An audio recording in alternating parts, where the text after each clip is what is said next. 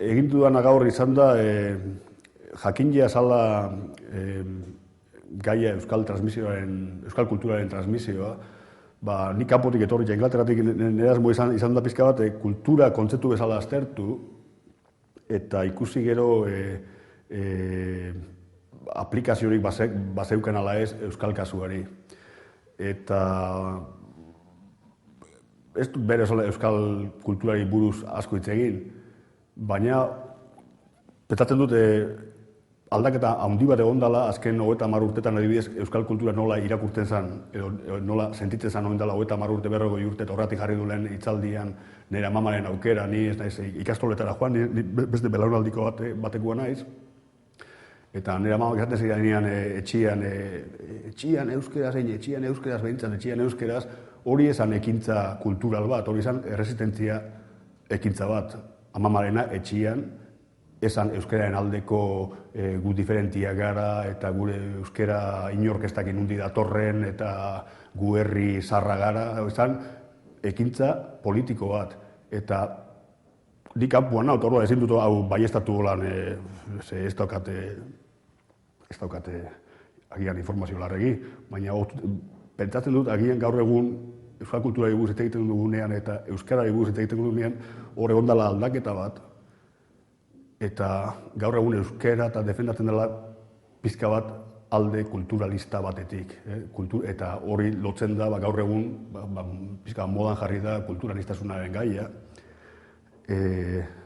multikulturalismoarena, eta nik uste hortik irakurtzen dana euskal kulturaren diferentzia. Eta hor, adibidez, erresistentzia politikoaren zentzu hori 30 urte, 40 urte, hori pizkatxoa galdu egin dela. Hori nahi nuen aztertu, baina ez daukat zergatirik, ez dakit zergatidan. Eta hor egon dira erantzun batzuk, eta horregatik izan da oso politxa gaurko emanaldia, nitorien zalako teoria pizka abstraktu batzuekin, eta gero ezurdura bat eman dut, eta gero ikaslea saiatu dira pizkate mamia edo txitxia guztatu moduan, aragia jartzen, ezurduran. Eta hor batzuk onartu dute nire ikusbidea. Da batez ere errefusatzea hori apartekotasun edo berezitasunaren zentzu hori. Eta kultura berpolitizatzea. Eta hori ez da hori gertatzen ari da gaur egun, pentsamendu berrian, ez da pentsamendu berru, baina pentsamendu ezkerreko, hori behar aztertu dut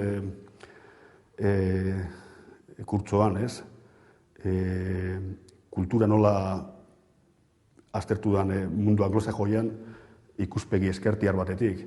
Baina falta izan zait gero bukatzea nola gaur egun berriz multikulturalismo liberalaren horren kontra nola hazidan sortzen beste pentsamendu berri bat doana kulturaren berpolitizazio horren alde.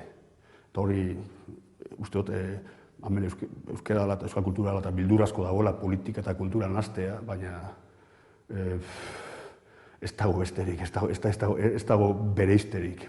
Oin, partikulartasunak ez dakit. Nola bereiztu behar da, ezin dana da, esan ez ni euskaltzalia naiz, baina ez naiz politikoa. Horrek ez dago zentzurik.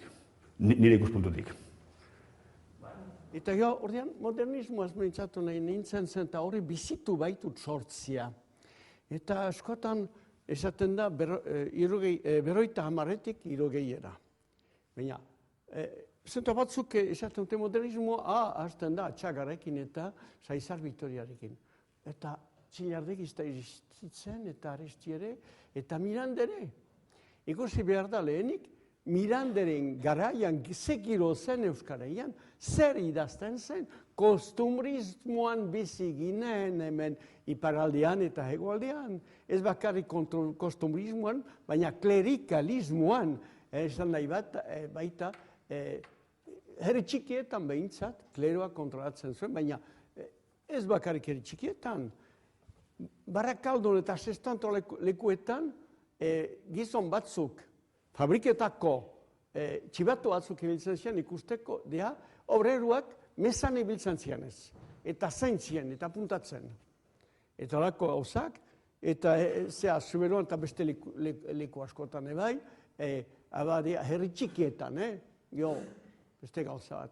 Zeta hor badago kleruak, aitzinako klerua eta modernistak izango die batzuk. Modernista, eran nabita, modernismoa trabatuko ez dutenak. Beste gauza bat da. Modernistak izatea, baina onartzen zuten modernismoa. Berak ez ibili olako bidetan. Eman ezagun batzutan, zen berroita hamar ipini dut, zenta berroita hamarean agertu zien Eusko Gogoa, hau Baionakoa da, eta Egan. Egan ez daukat gehiago, zenta astoki eman ditut Miarritzeko mediatekara. Eta han daude nire Egan zaharguziak. Eta hori da urte bat. Baina Mirandek aurretik idatzi zuen. Ia berroita zortzetik, berroita mairuaino, bere obra gehiena eta Gipuzkera osotuan. Ez beste hizkuntzetan. Eta geho aldatu egin da, zenta berak lapurtartu zuen hizkuntza, eta ego arrestik eskaturik, Euskara Batura pasatu zen.